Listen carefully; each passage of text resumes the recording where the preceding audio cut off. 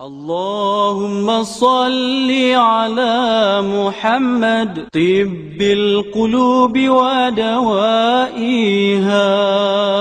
وعافية الأجساد وشفائها ونور الأبصار وجلائها وعلى آله وصحبه وبارك وسلم. بسم الله أوله وآخره. We have some unfinished business from session 2. It was not possible for me to put all the components together in an hour and a half.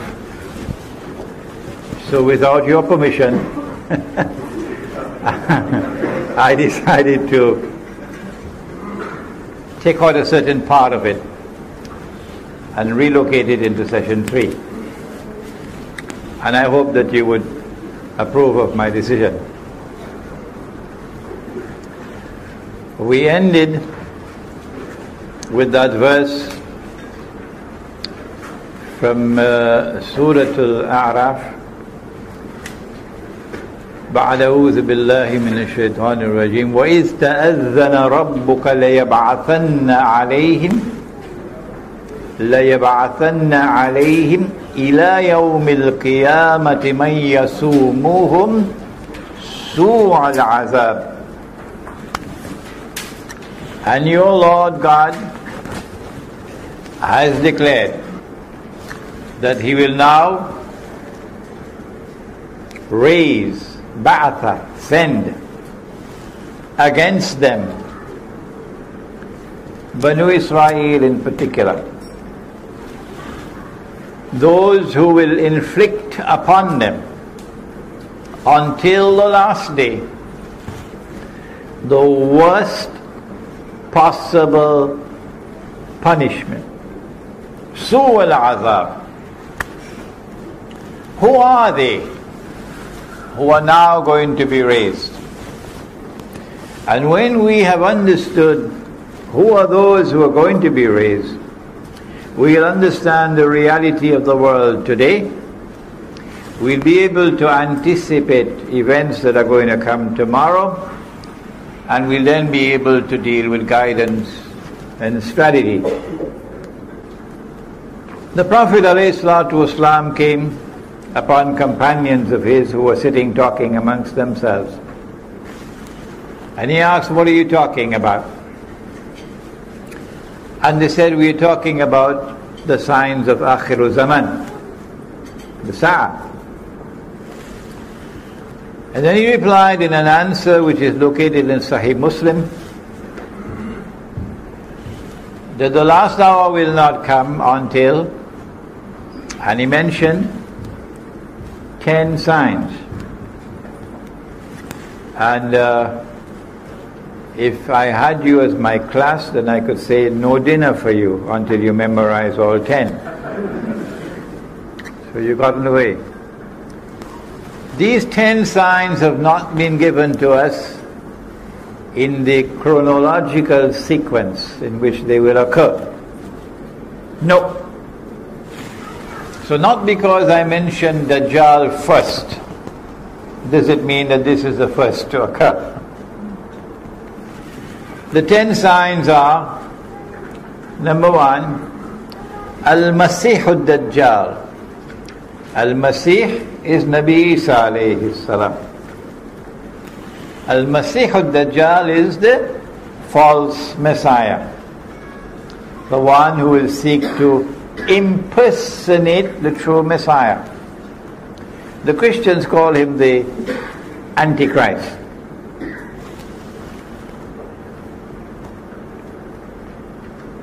Number 2, Gog and Magog, or Ya'jooj and Ma'gooj. Number 3, which is the sign of all signs, the mother of all signs. Number 3, the return of the Son of Mary. Number 4, dukhan, or smoke.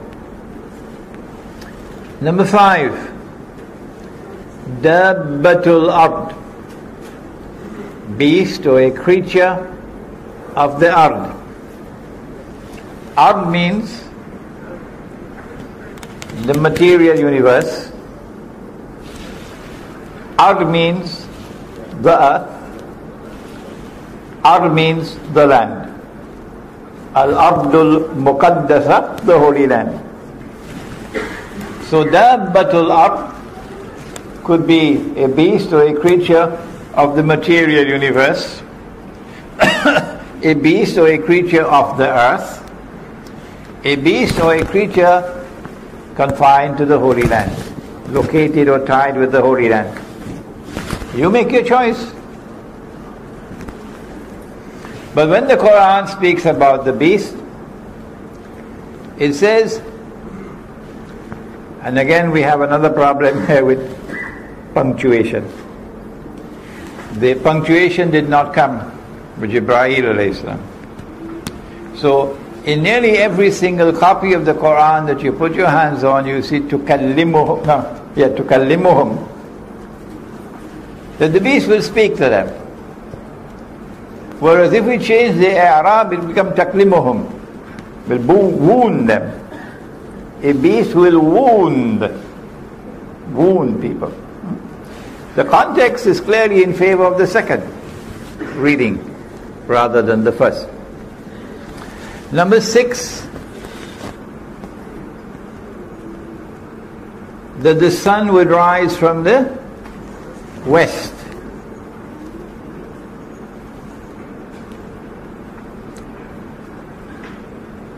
In the Quran, Ibrahim alayhi salam is having a confrontation with a ruler.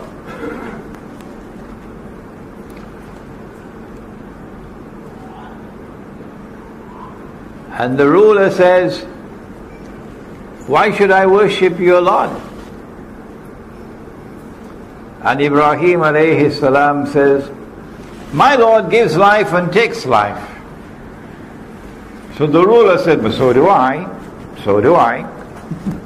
Meaning, I can give the order and your life will be taken. And I can spare you. So I can give life and I can take life. To which Ibrahim alayhi salam responded and he said, "Well, my Lord causes the sun to rise from the east. Why don't you cause it to rise from the west?"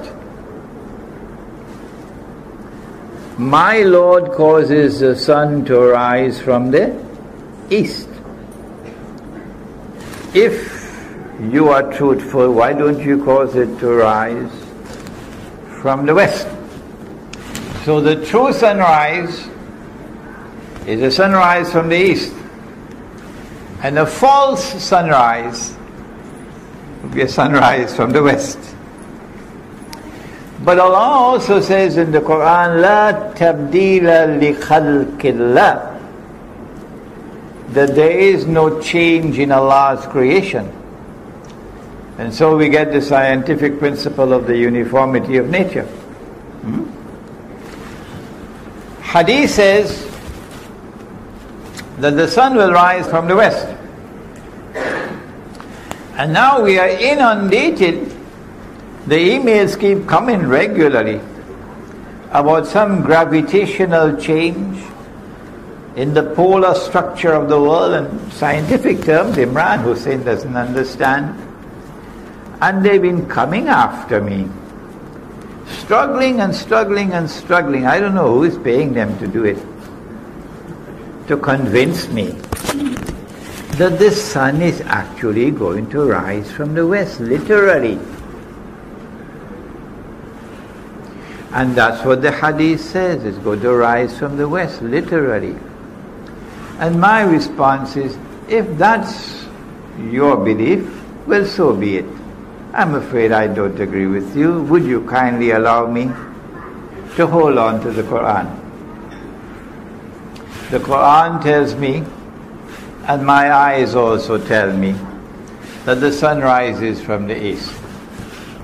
And the Quran tells me that Allah's creation does not change. No. Except that there will come a day when this entire material universe is going to be subjected to something called tabdeel.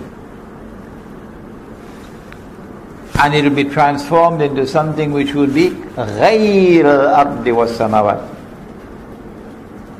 So I'm not talking about that event, when the earth is going to pitch out of its bosom all of its burdens, and the earth is going to speak on that day.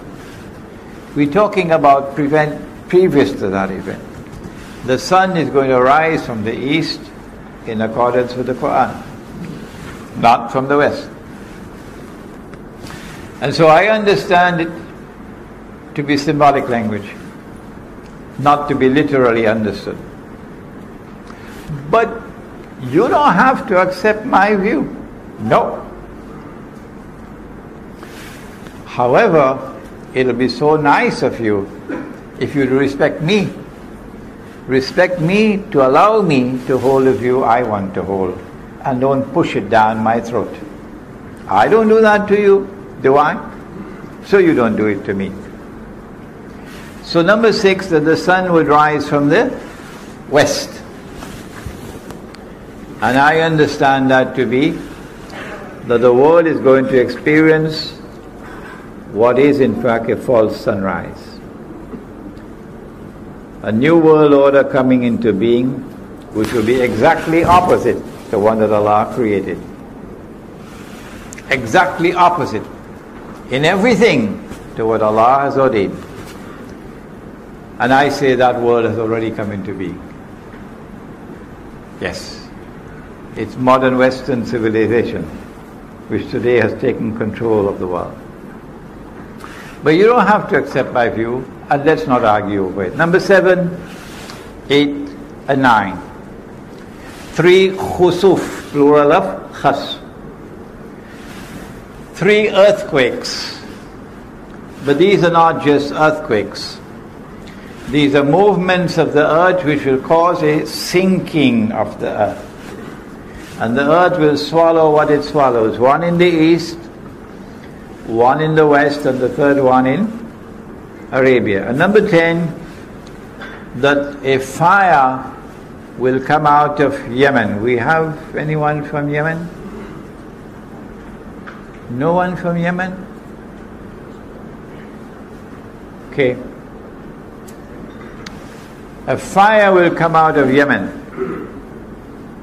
and will drive people to their place of assembly, of hashar, for judgment. These are the 10 known as the major signs. And in these 10 major signs you find major actors of Akhiru Zaman and major events of Akhiru Zaman. We want to focus now for a while on Gog and Magog. Why? وَحَرَامٌ عَلَى قَرْيَةٍ أَهْلَكْنَاهَا أَنَّهُمْ لَا يَرْجِعُونَ حَتَّى إِذَا فُتِحَتْ يَأْجُوجُ وَمَأْجُوجُ وَهُمْ مِنْ كُلِّ حَدَبٍ يَنْسِلُونَ Surah Come on somebody, help me. Anbiya, Suratul Anbiya, Surah number 21. Allah speaks of a town which He has destroyed. The people of the town have been exiled, sent out, and He's placed a ban on them. They could never return to reclaim that town as their own. Until Gog and Magog have been released, Futihat, open. And they spread out in all directions, or they come down from every height. Using our methodology, and this is the book in which I have done it, the Islamic view of Gog and Magog in the modern world, and my wife has just informed me that we're running out of some copies, but never mind, give your name, and we'll try to get the books to you, inshallah, if we run out of copies.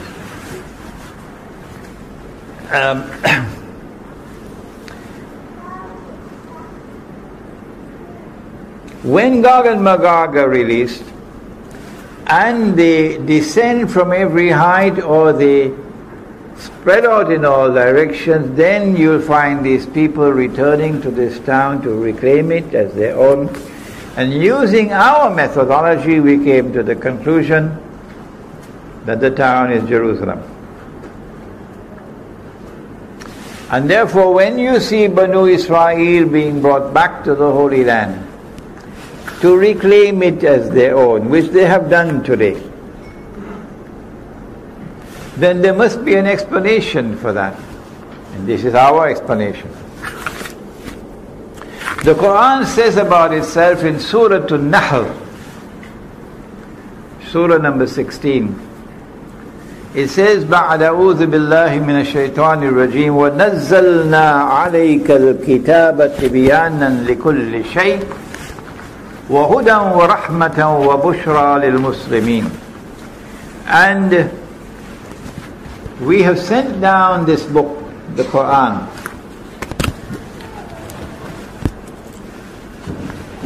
with an explanation in it for all things.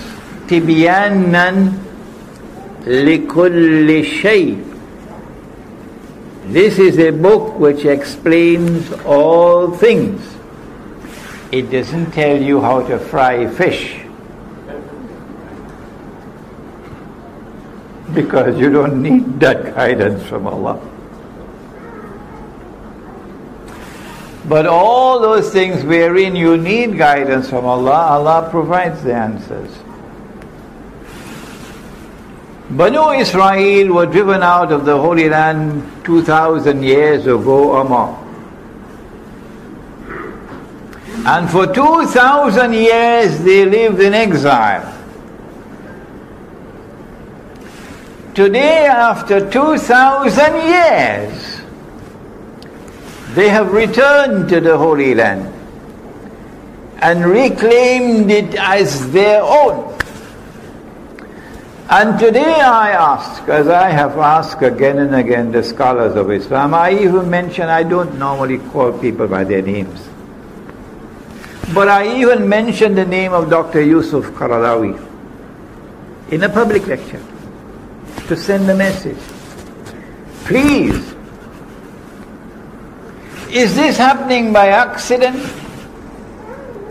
Is it by accident that they have returned to the Holy Land after 2,000 years to reclaim the Holy Land as their own?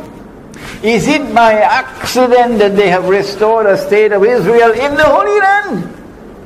Are these things happening by accident? Or is there an explanation?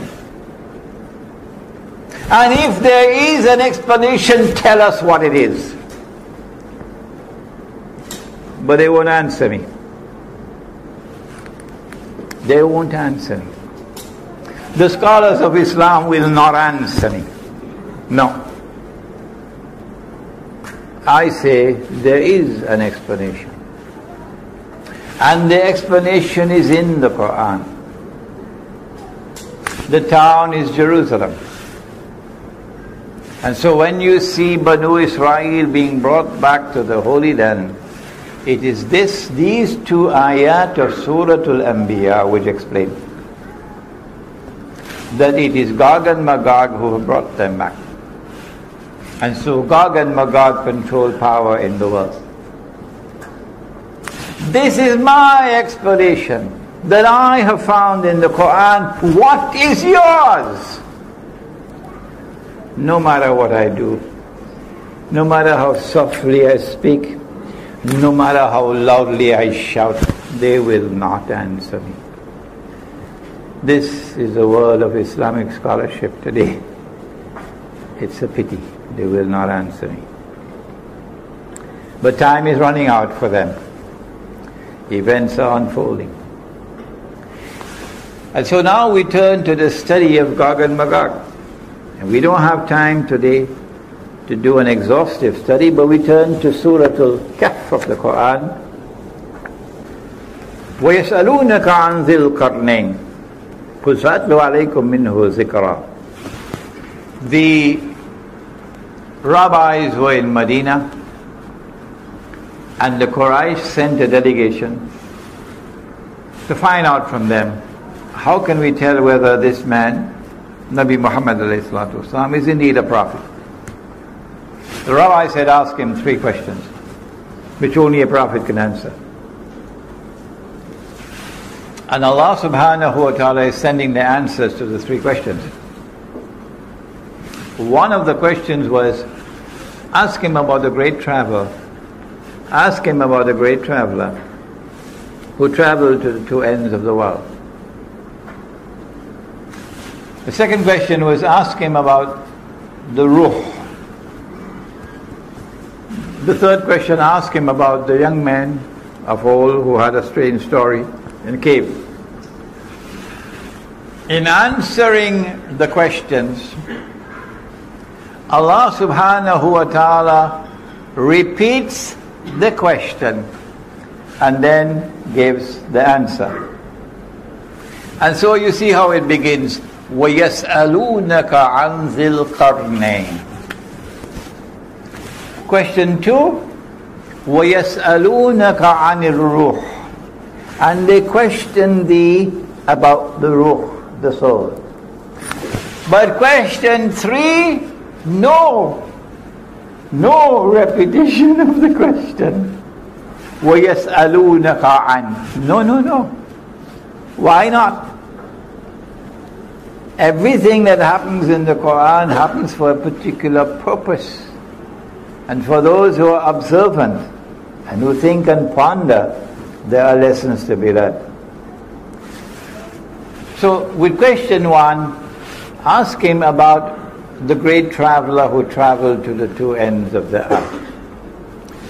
And we are told that this traveler is called Zulqarnain, the one who possesses 2 qarns.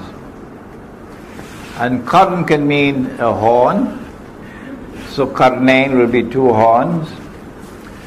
And qarn could also be an age or an epoch, a time.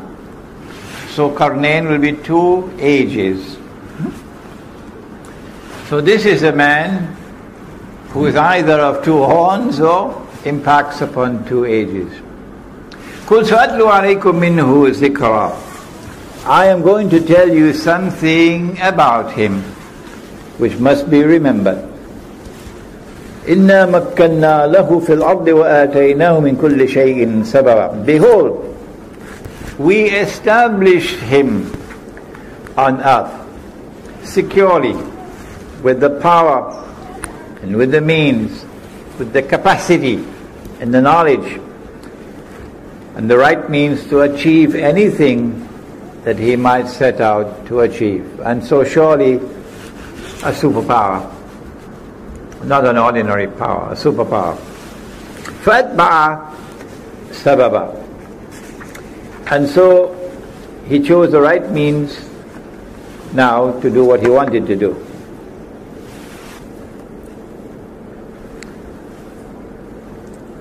حتى إذا بلغ مغرب الشمس. He sets out on a journey to the west. And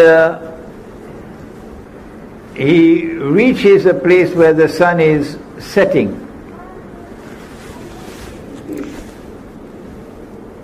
And there he found it setting in a body of water that was hamiyah, dark, murky, so visibility in that water will be very shallow.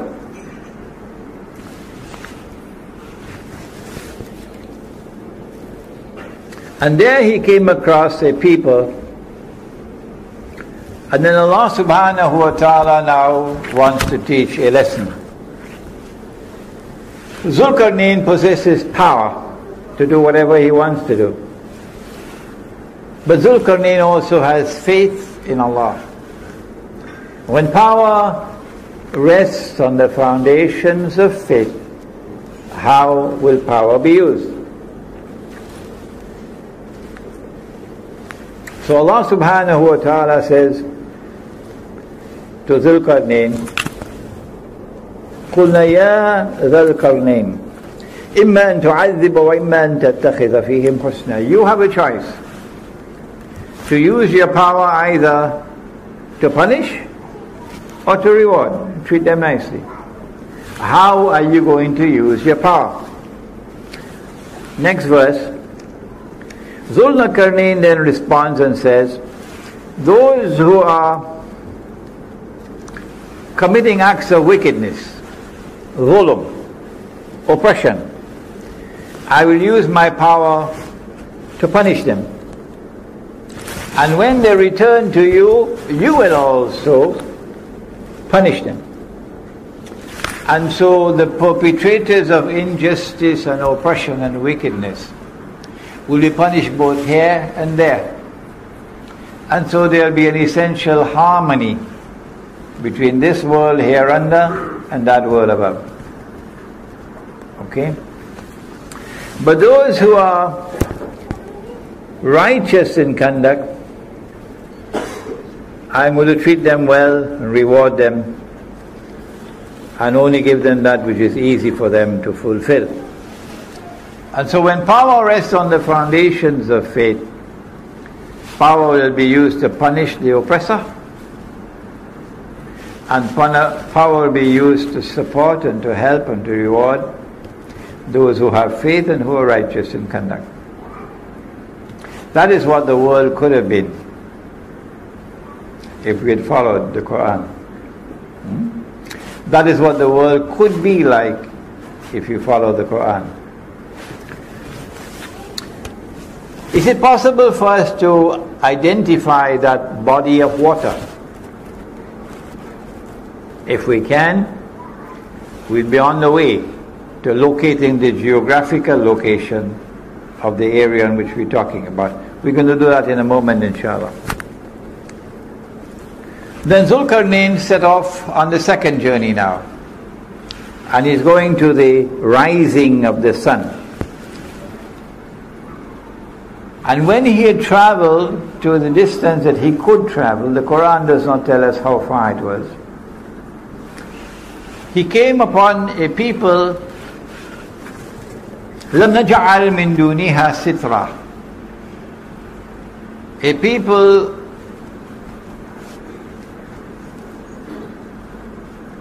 sometimes the Quran is agonizingly short in expression.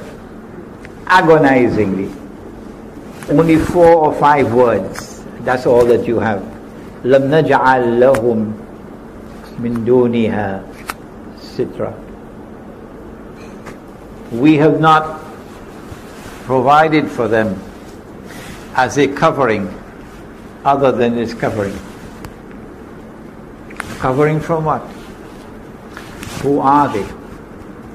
We have to try to penetrate now and give our own understanding. It appears to us that it is the natural covering that you have from the sunshine. So a people living a primitive way of life. A people living a primitive way of life. When power rests on the foundations of faith, how will power be used when it confronts a people living a primitive way of life? Will they also have human rights, primitive peoples?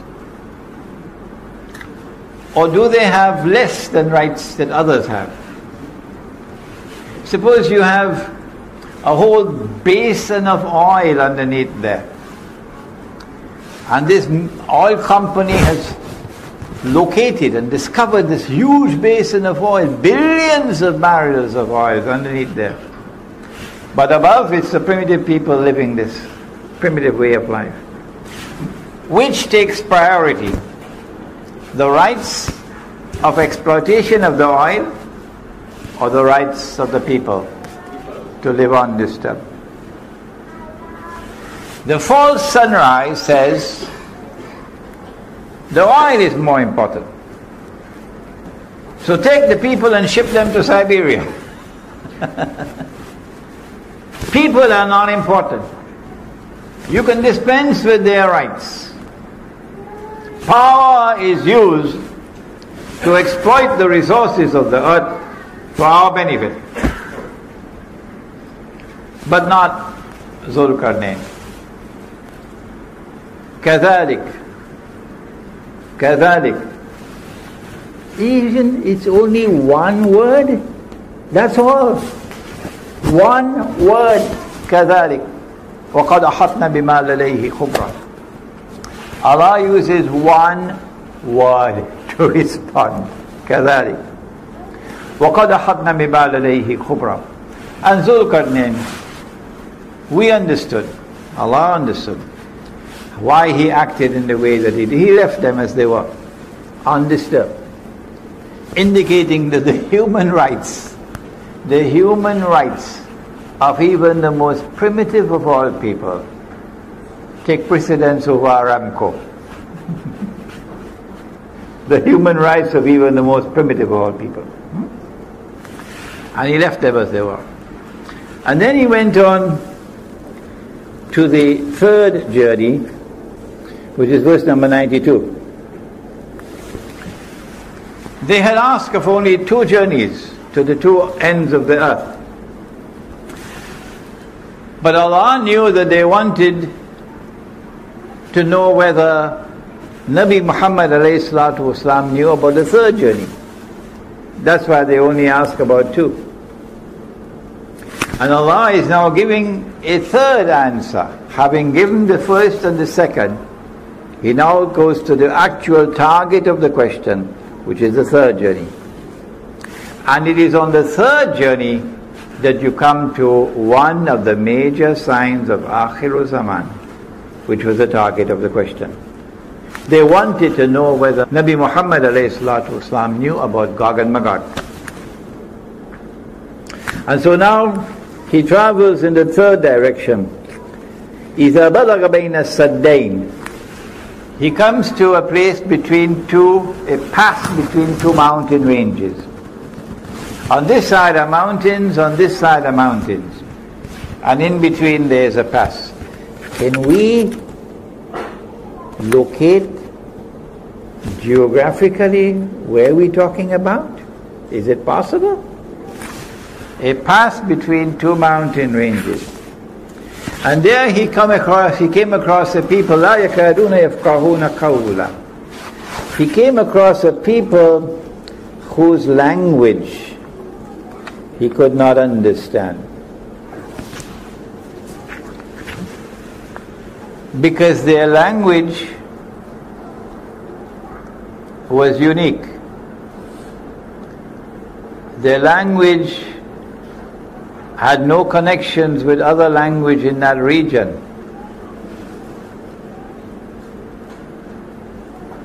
It was a language which was not connected with all the other languages in that region. It was a unique language. We're getting clues along the way, important clues for locating. When they had learned to communicate with each other, then these people spoke to Zulkarnain and said to him, Ya Zulkarnain, O Zulkarnain, inna Ya'juj wa Ma'juj mufsiduna fil ard. Gog and Magog are committing acts of fasad in our territory. There are many sins that we can commit, but only some of them are called crimes. A sin you punished up there, but a crime you punish here as well. And amongst the crimes, amongst the criminal acts that we can commit, there are gradations of punishment. Like if you steal, cut off your hand. But the punishment that is severest of all is the punishment for fasad. It is not only that which corrupts but also destroys. So societies can collapse. Societies can be destroyed because of fasad, not just individuals or families. And fasad comes in many different forms. For example, Sodom and Gomorrah and their homosexuality. That's fasad. The corruption of agriculture. That's fasad. Many different kinds of fasad described in the Quran. And a good student will want to do some research and write a paper on fasad in the Quran. So Gog and Magog have PhDs in fasad. And so the punishment is the most terrible of all. At the lowest level of punishment is banishment. But at the highest level of punishment, it is cut off the hands and feet on opposite sides and crucify them until death. That's the worst punishment in the Quran. And this is what Gog and Magog do. But in the hadith, Allah speaks about Gog and Magog and He says, I have created creatures of mind so powerful, Sahih Muslim, that none but I can destroy them. So they have almost an indestructible power. And they use their power exactly opposite to Zulqarnain. He uses his power to punish the oppressor. But they use their power to oppress. He uses his power to reward those who are righteous in conduct and treat them nicely. They use their power to wage war on the believers. He uses his power in such a way that shows respect for human rights. Even the human rights of the Aborigines of Australia, the human rights of the American Indian tribes who loved the earth and respected the sky and the rivers and the sea and the trees and the birds far more than the American people would ever do. How do you treat these people? He respected their human rights and left them as they were, but not Gog and Magog. Today the American Indians and the Canadian Indians are in prison, and they're drinking alcohol, and they're wearing blue jeans and eating McDonald's hamburgers. That's where they are today, from what they were before. O Zulqarnain, can you help us? You have the power. Can you build a barrier to protect us from these people? He should have said, I don't need to build any barrier. I'll move in there and I'll beat them up. And they won't touch you anymore. Huh? Like if a Muslim woman is walking on the street of Brooklyn, nobody dares to molest her. Oh no, not a Muslim woman. Not in Brooklyn, not in Harlem, not in the Bronx. Because you make the mistake of molesting a Muslim woman, all the men will be on you like tigers. And they'll teach you a lesson you'll never forget. So I don't need to build any barrier, I'll go and teach them a lesson they'll never forget. But no, he didn't say that. They said, we're prepared to pay you. He said, I don't need your money. What Allah has given to me is more valuable. He recognized that even though he had this power, his power was not enough to be able to go and teach them a lesson. So he agreed to build a barrier, recognizing that their power was so great that even he could not defeat them. What I need from you is your labor. Help me with your manpower. And I'm going to build a barrier between you. Now number 96, verse number 96. Bring me blocks of iron. And so that has to be a geographical location where there's iron ore. It has to be a geographical location where there are mountain ranges and a pass between the mountain ranges. It has to be a geographical location where on the left you have a body of water which is so dark and murky that visibility is very shallow, okay? And it has to be an area where there are large deposits of iron ore. Bring me blocks of iron. And after he had covered the pass with blocks of iron, he said, build a furnace, blow with your bellows, and now bring me molten copper. So he poured the molten copper, and the engineers, we have an engineer here, tells me that this is to prevent rust. And after he had built the barrier and covered it, the Quran speaks, it changes from the word saddain to use another word, sadafain, in verse number 95. آتوني زبر الحديد حتى إذا ساوى بين الصدفين. Previously the word used was saddain, but now the word used is sadafain. Saddain is two barriers, two mountain ranges, but sadafain is something else. It is like the two sides of a shell. We're going to have some pictures just now. The two sides of a shell. You've been to the seashore. When you open a shell like this, it will be joined at the bottom, but open at the top. That's the shape of the pass between the mountains. Join at the bottom, open at the top. So when he had blocked off this space, this sadafain, now the molten copper is put on it, and then he says, هذا رحمة من ربي. Gog and Magog could neither scale the barrier nor could they penetrate it, so they are now trapped behind the barrier. And so Zulkarnain now says, هذا رحمة من ربي.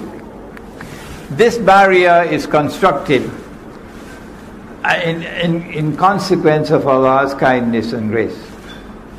فَإِذَا جَاءَ وَعْدُ رَبِّي. But when that time comes of which my Lord has warned, إِذَا فُتِحَتْ, they will not return to reclaim the town as their own until إِذَا فُتِحَتْ, until Gog and Magog are released.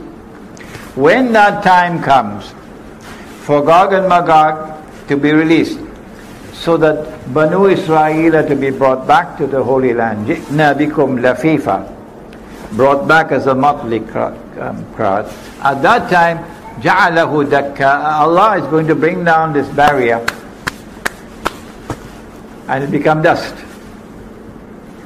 Would Alexander, the Greek general who worshipped Zeus and Mars and Venus was a goddess, instead of Allah, would he speak like this? And yet you have so many people saying Zulkarnain was Alexander, or Zulkarnain was some Zoroastrian who was an emperor of Persia. Zulkarnain has to be someone who worships Allah, the one God. When that time comes of which my Lord has warned, He's going to cause this barrier to collapse, to become ruins.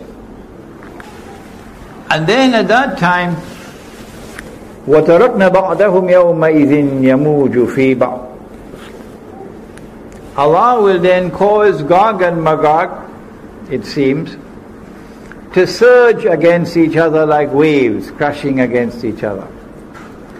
Or Allah will cause mankind to enter into an age of universal anarchy, with people surging against each other, clashing with each other all over the earth. وَتَرَكْنَا بَعْدَهُمْ يَوْمَئِذٍ يَمُوجُ فِي بَعْضٍ. And when you see these things happening on the face of the earth, you know the trumpet is coming. وَنُفِخَ فِي الصُّورِ فَجَمَعْنَاهُمْ جَمْعًا. وَعَرَضْنَا جَهَنَّمَ يَوْمَئِذٍ لِلْكَافِرِينَ عَرْضًا. And on that day we shall place hell for all to see. In other words, this world is going to become a living hell before the eyes of those who deny the truth.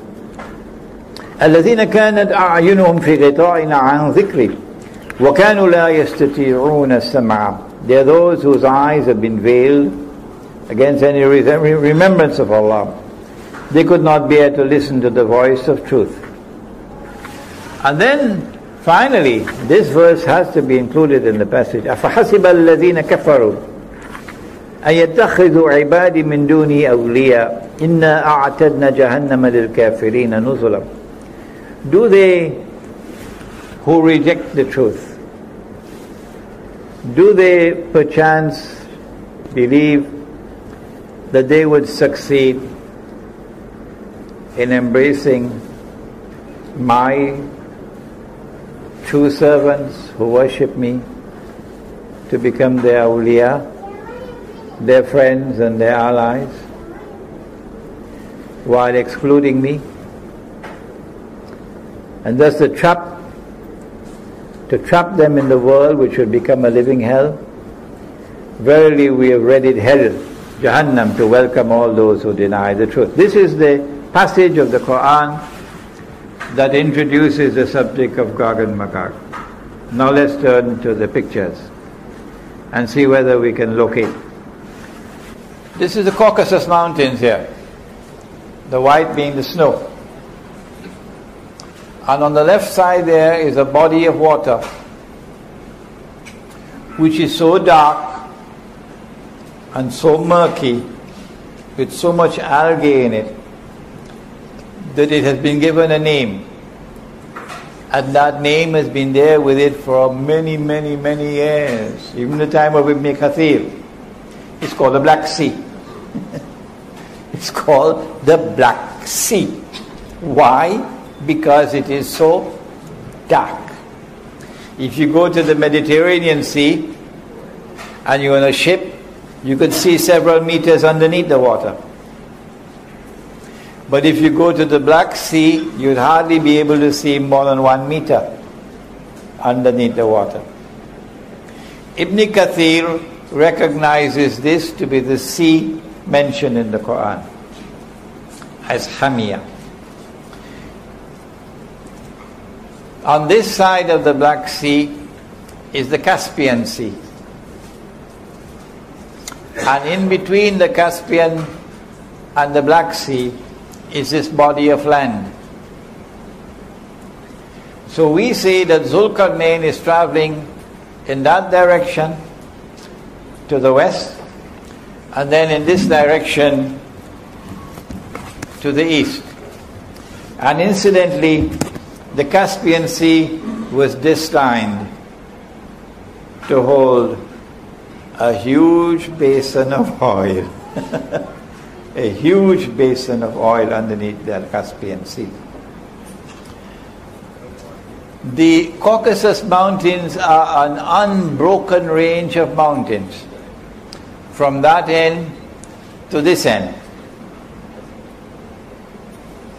But in between the Caucasus Mountains, there is one pass, only one, in between.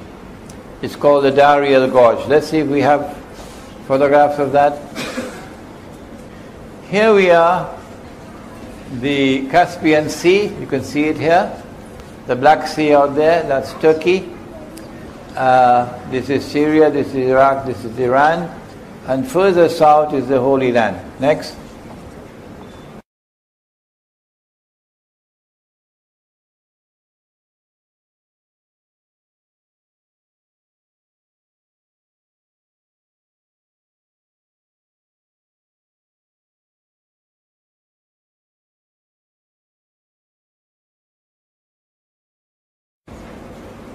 Here's a better photograph of the Caucasus Mountains, Black Sea, Caspian Sea next.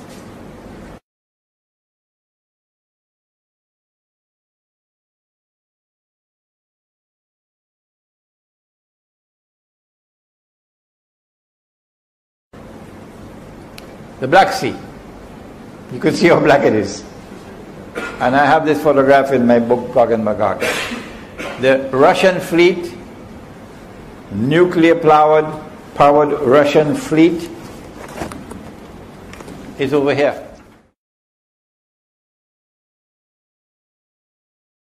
Over here. So, when Gog and Magog are released, says the Hadith, the first of them will pass by the Sea of Galilee. That's where the Sea of Galilee is, north of Jerusalem.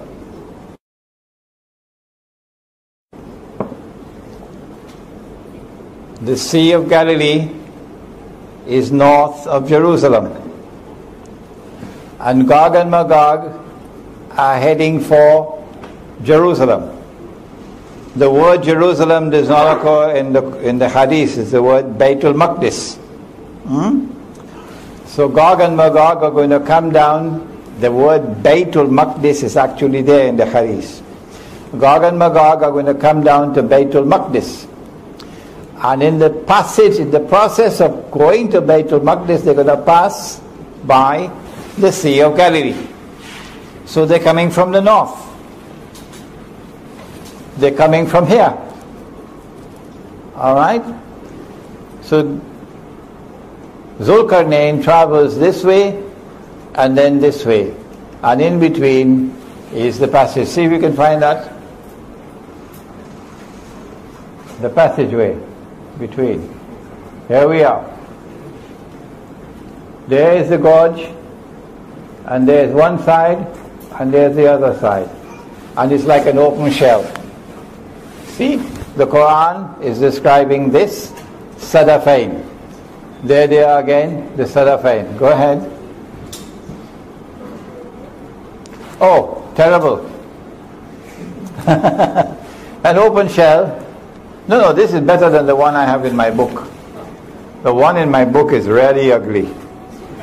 An open shell. So we see the two sides of the shell there. Alright?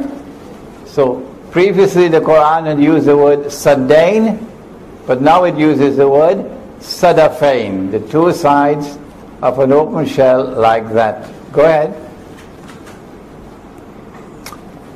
Better. There you are. The two sides of an open shell. There you are, and that's the gorge in between. Go ahead.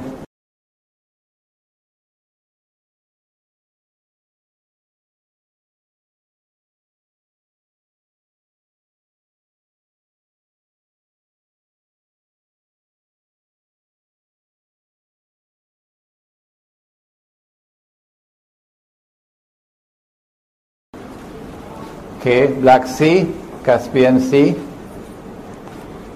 Yeah, go ahead. See, we have some more. One of the major events of Akhirul Zaman is the conquest of Constantinople. And there's Constantinople.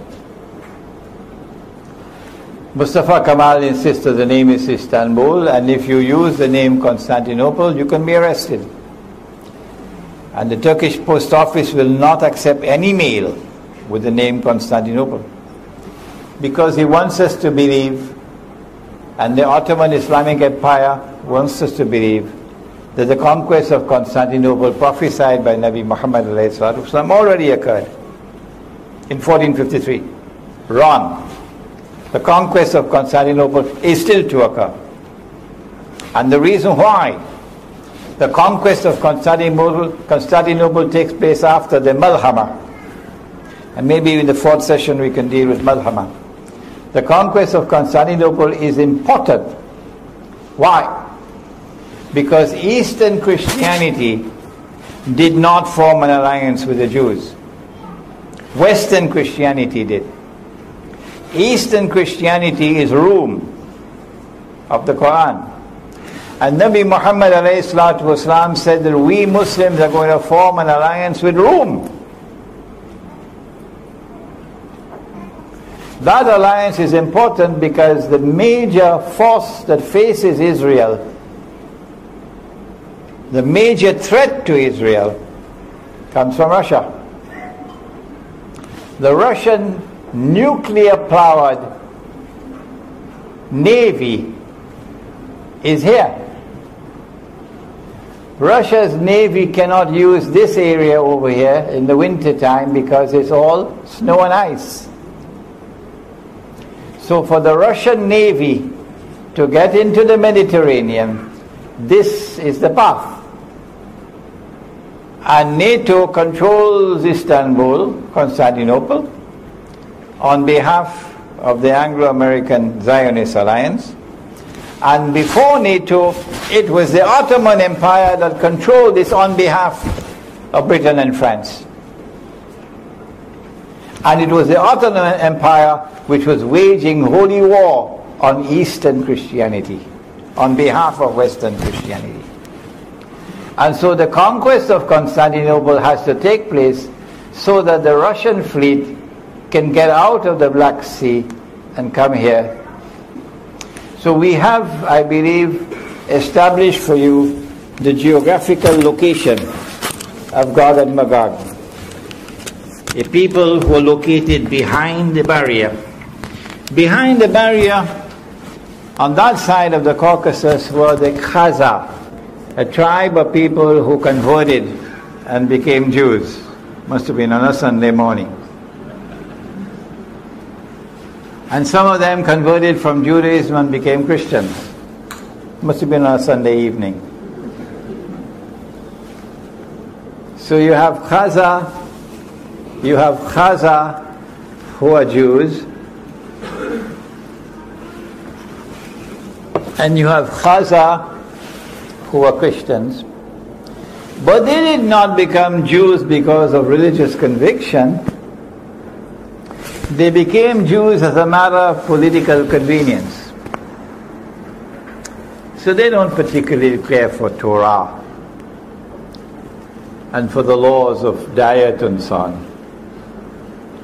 So these are people who are Jews as a nation, but not as a religion. Huh? A nation, not a religion. These are the people who today control power in the world.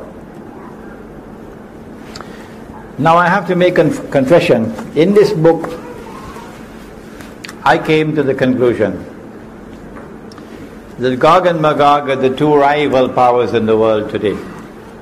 The Russian-led alliance I identified as Magog, and the Anglo-American alliance I recognize as Gog. I think that is now inadequate. Rather, a more accurate analysis would be that Gog and Magog are located within both the superpowers. And Gog and Magog are taking both the superpowers to their destruction. Because when the two superpowers have already been used to serve Israel and to serve the Zionists, they don't need them anymore. And so when the two superpowers are taken on a ride until they clash with each other, with the nuclear war, there will be mutual destruction. They will be destroyed, but not Gog and Magog. That's where I made my mistake. Gog and Magog will not be destroyed by the Malhama. Gog and Magog will still survive the Malhama.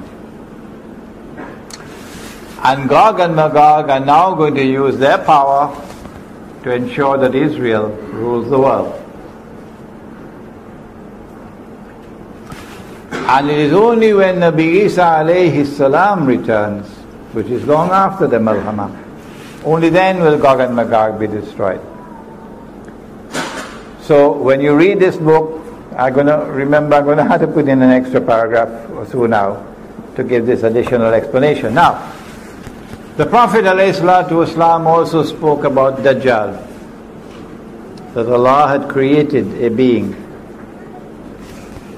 and programmed that being to impersonate the true Messiah. They rejected him, the true Messiah, and they're waiting for the true Messiah to come. And so Allah is going to send into the world someone who will impersonate the true Messiah. And he is Dajjal. He will appear as a human being. He will appear as a Jew, as a young man who will be powerfully built. And I used to say who would have curly hair. Until an Egyptian came, he explained to me, he says, no, Sheikh, the Orthodox Jews have to wear curls at their side here. And that is what the Prophet is speaking about. And you see them in Brooklyn with the curls at the side, okay?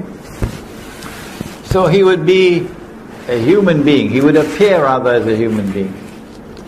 As a young man, powerfully built, a Jew with curls. And he's going to stand up in Jerusalem. I don't say he's going to appear in Jerusalem. He could appear somewhere else, but he will stand up in Jerusalem and declare, I am the Messiah. And all those who had eyes and couldn't see would recognize him as the Messiah. He would have deceived them. His name is Dajjal because he deceives. He has a PhD in deception. In order for him to successfully impersonate the Messiah, he's got to rule the world. He's got to establish his power as the supreme power in the world. When he has done that, he has to rule the world from the Holy Land. Only then he can declare, I am the Messiah. A convenient earthquake will have to take place, which will bring down Masjid al-Aqsa, and they have the power to do convenient earthquakes. And then he has to rebuild the temple. And then he declares, I am the Messiah, and they'll accept him as the Messiah. But he would not be the Messiah, he would be Dajjal. In this book, I have explained, and this is not a hadith, it's a logical deduction. In order for him to successfully impersonate the Messiah, number one, he'll have to liberate the Holy Land, which is under control of Muslims. Liberate it for the Jews, that is. He's already done that. He's already done that. Number two, he'll have to bring the Jews back to the Holy Land to reclaim it as their own. He's already done that. Number three, he'll have to restore a state of Israel in the Holy Land and get them to believe that this is Holy Israel when it's an impostor. He's already done that. Number four, he'll have to cause that Israel to become the ruling state in the world. Israel may already be ruling the world today, but it's doing it from behind the hijab. But in order for Israel to be recognized as the ruling state, the hijab has to be moved. Israel cannot rule the world while the United States is the ruling power. In this book, I have analyzed a hadith that when Dajjal is released, he live on earth for 40 days, a day like a year, a day like a month, a day like a week, etc. And I have come to the conclusion that in a day like a year, which was stage one, he caused Britain to become the ruling state in the world. In a day which is like a year, in stage one, Dajjal caused the island of Britain to become the ruling state in the world. And so the world experienced Pax Britannica. I'm choosing my words very carefully, so you don't say to me that the day like a year began on such and such a day, and then start mathematical calculations for me. No, I don't want you to do that. So the world experienced Pax Britannica. If you have another explanation for the emergence of Pax Britannica, do please let me know. This is my explanation. And then a day like a month succeeded a day like a year, and Pax Britannica had to give way to Pax Americana. And the United States became the next ruling state in the world, with a mysterious relationship with the Holy Land and with Israel. And my explanation is that this is Dajjal in stage number 2. If you have a better explanation, I'd love to hear it. But there's such a profound silence from the world of Islamic scholarship, and such a profound and embarrassing silence from Islamic movements, many of which now form governments in the world. They don't want to hear the subject. It's too inconvenient for them. And such a profound and embarrassing silence from scholars who otherwise are recognized as great scholars. But if the Quran explains all things, what is the explanation for Pax Britannica? What is the explanation for Pax Americana? How is it that Imran Hussein, who is not an economist, who is not a monetary economist, no, who studied economics and studied monetary economics as part of his studies in international relations, that doesn't make you an expert. How is it that Imran Hussein 15 years ago or more was able to declare publicly and put it down in writing that the US dollar must collapse? I didn't say that the US dollar will collapse. I said more than that. I said the US dollar must collapse. The monetary system must collapse. And it must give way to another monetary system. 15 years ago I was talking about a new monetary system of cashless money. You can't see it, you can't touch it. Electronic money. Today we are on the doorstep of the collapse of the US dollar. Where did I get the knowledge from? Was it a jinn whispering in my ear? Was it an angel whispering in the other ear? When will they wake up? This is not whisperings in my ear. This is scholarship. This is the application of a methodology to the sustained study of Akhir Zaman. That's where I got it from. And so as you study the subject of Dajjal, you'll understand political history, and you'll understand economic history, and you'll understand how to respond. I'm only introducing the response now. In the next session, we'll speak more about the response. Dajjal is about to move to a day which is like a week. And in that day which is like a week, Israel has to take over from the United States as the next ruling state in the world. And they ask me, how can little Israel rule the world?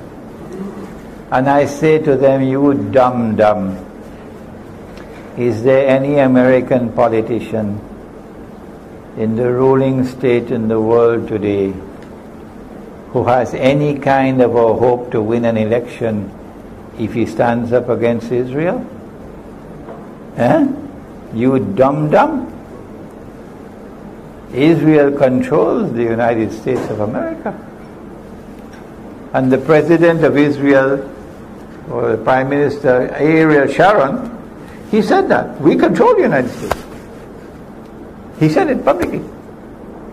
So it's not little Israel. It is the Zionist movement, it's the Anglo-American alliance, which is now a Zionist alliance. It is Gog and Magog. They are the ones who control power in the world, and they are delivering to Israel the status of ruling state in the world.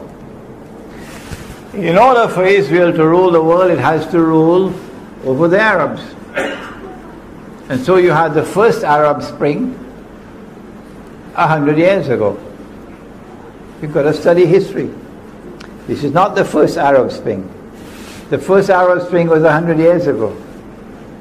And that first Arab Spring eased out the Ottoman Empire and brought into being client states that were overtly client states. Saudi Arabia, who will now control the heartland of Islam on behalf of the Zionists. It brought into being governments and rulers who now acted on behalf of the Zionists. The second Arab Spring is doing the same thing. The biggest obstacle in the way is Syria. And the most important plum in the whole basket is Syria. Is Syria.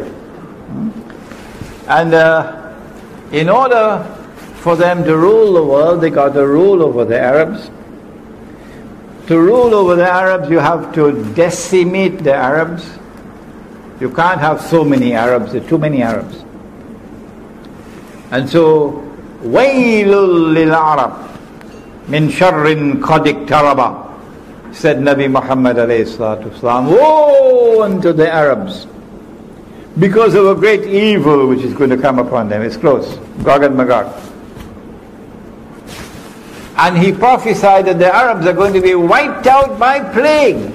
So biological warfare. The Arab Spring is meant to lead to the Arab slaughter. So you have a manageable Arab population in the world. And when the attack on the Arabs takes place, the biological one, the only place where you can find safety is in Mecca and Medina. Because neither Dajjal nor plague can enter into Mecca and Medina.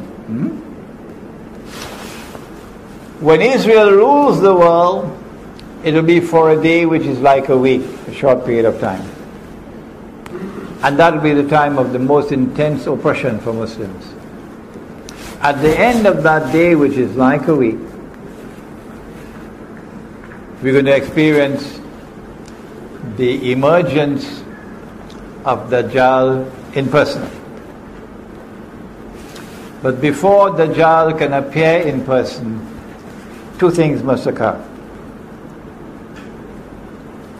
Before Dajjal can appear in person, two things must occur. Number one, the Malhama, or the Great War, which will make the First World War and the Second World War look like a fight over peanuts. So great will that war be. And after that, what's the next one? What comes after the Malhama? The conquest of Constantinople. And after the conquest of Constantinople, then comes the Khuruj of Dajjal. Dajjal was released in the lifetime of the Prophet ﷺ. وَإِذْ تَأَذَّنَ رَبُّكَ لَيَبْعَثَنَّ عَلَيْهِمْ إِلَى يَوْمِ الْقِيَامَةِ مَنْ يَسُومُهُمْ سُوءَ الْعَذَابِ. Gog and Magog were released at that time. Dajjal was released at that time. But Dajjal is not in our world of space and time. But now, after the conquest of Constantinople, Dajjal will have his khuruj. So you're going to see him in person, Mr. Dajjal himself. At that time, Medina will be attacked. Dajjal is going to land outside of Medina, in salty, marshy land outside of Medina. Meaning the Israeli armed forces are going to attack Medina. And at that time, Medina is going to shake 3 times. And every kafir and every munafiq will be thrown out.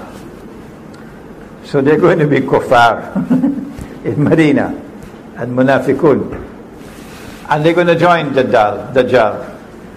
And the angels are going to bar Dajjal from entering Medina and divert his attack to Damascus. And when Dajjal reaches Damascus, then the three main actors of Akhir Zaman will all be together in the same geographical location. Number one, Dajjal, followed by 70,000 Jews from Isfahan wearing their Persian shawls, as the hadith. Number two, someone whose name I have not mentioned so far, Imam al-Mahdi. But I do have several lectures on the topic, and we have them right here. Imam al-Mahdi. And he will be inside the masjid,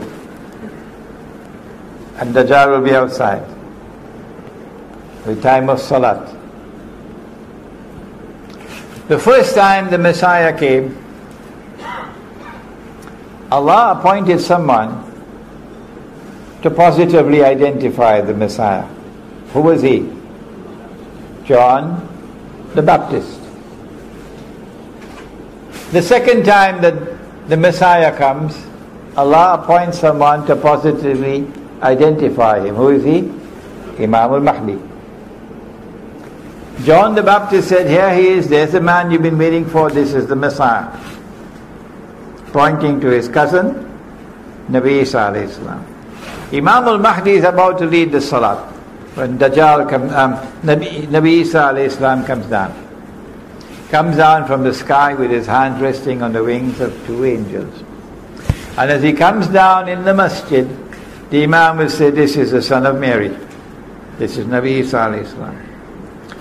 History repeats itself, positive identification. And then the Imam will invite him to lead the Salah. I say, no, you've been appointed by the Jama'ah, you lead the Salah.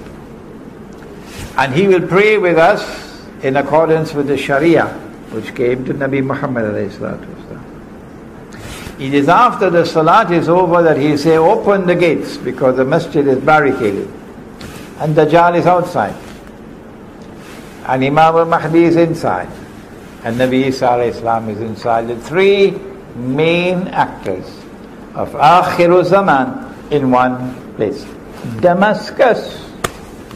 So the story of Damascus is not going to end with some foreign armed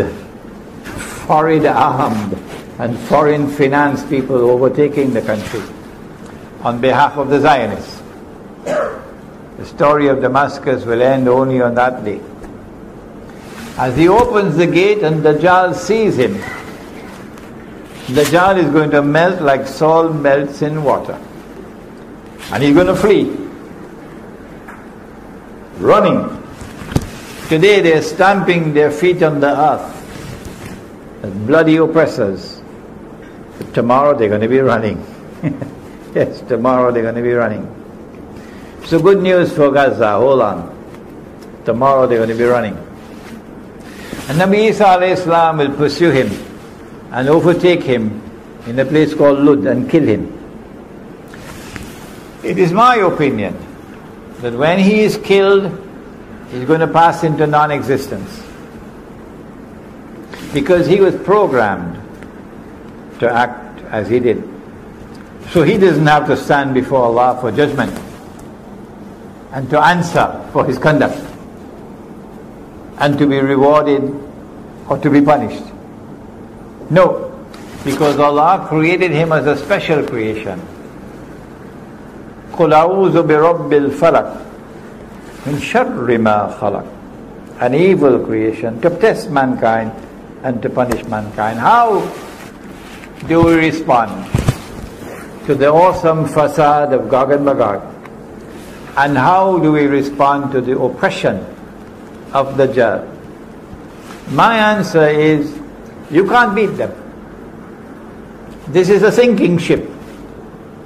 They're taking all of mankind down with it. And if you're on board a sinking ship, and you know it is sinking, and you cannot prevent it from sinking, what do? Do you collect money and build $1 million masjid? Huh? No. If you on board a ship and it's sinking, and all those who go down with that ship are going into the hellfire, you can't prevent it from sinking, then the only thing that a sensible, intelligent person would do is to get off that ship. And that's what the young man did in Surah Al-Kahf. It is a philosophy of withdrawal from a godless world to preserve faith. Let us end now with the hadith. The Prophet said, sallallahu ta'ala alayhi wa sallam, there are some who would have difficulties with the Prophet, you know. Why did he say this? Why can't we be a part of mainstream society? What's wrong with the blue jeans Jamaat? So why did he say it? But this is what he said. He said the time would come when a believer, in order to preserve faith, would have to flee to the mountainsides where rain falls and take with him some sheep and goats, which means withdrawal from the godless world to preserve faith. This is our response. Those who choose to remain in the cities, you must know that every city and every town is going to be destroyed. Surah Al-Isra. And those which are not destroyed are going to be punished with terrible punishment. We say withdraw to the remote countryside and build small communities of people who worship Allah with sincerity in their hearts. And we call that the Muslim village. The Muslim village will unite our people. So no sectarianism. No. The Quran and the Sunnah will unite our people. I have much more to say on the subject, but that will be in the next session, inshallah. ربنا تقبل منا إنك أنت السميع العليم وتب علينا يا مولانا إنك أنت التواب الرحيم برحمتك يا أرحم الراحمين.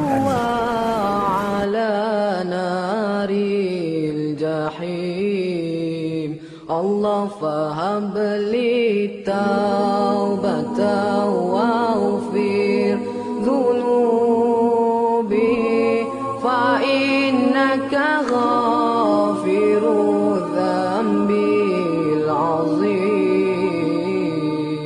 إلهي لست للفردوس أهلا ولا أقوى على نار الجحيم. الله فهب لي توبة واغفر ذنوبي فإنك غافر الذنب العظيم. Tuhanku, aku tidak layak untuk syurgamu, tetapi aku tidak pula sanggup menanggung siksa nerakamu. Dari itu kurniakanlah ampunan kepadaku, ampunkanlah dosaku. Sesungguhnya Engkaulah pengampun dosa-dosa besar. Tuhanku, aku tidak layak untuk syurgamu, tetapi aku tidak pula sanggup menanggung siksa nerakamu. Dari itu kurniakanlah ampunan kepadaku, ampunkanlah dosaku. Sesungguhnya Engkaulah pengampun dosa-dosa besar. Ilahi lastu lil firdausi ahla wala aqwa ala naril jahim. Allah fahab li دعوا